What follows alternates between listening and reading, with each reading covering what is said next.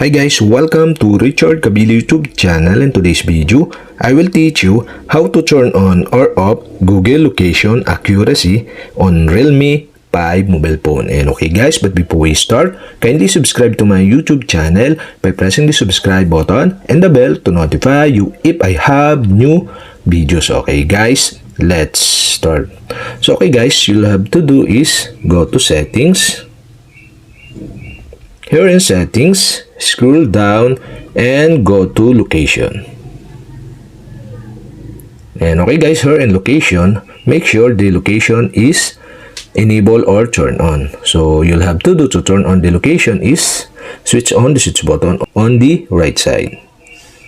And if the location is turned on, okay, below you can see the Google location accuracy. And okay guys, you'll have to do is tap this. And now here in Google location accuracy, so okay, you can see the switch button on the right side. And okay guys, note, but before proceed to this Google location accuracy, make sure the Wi-Fi is enabled or turned on. So okay guys, you'll have to do to turn on the Google location accuracy is switch on the switch button on the right side of this improved location accuracy.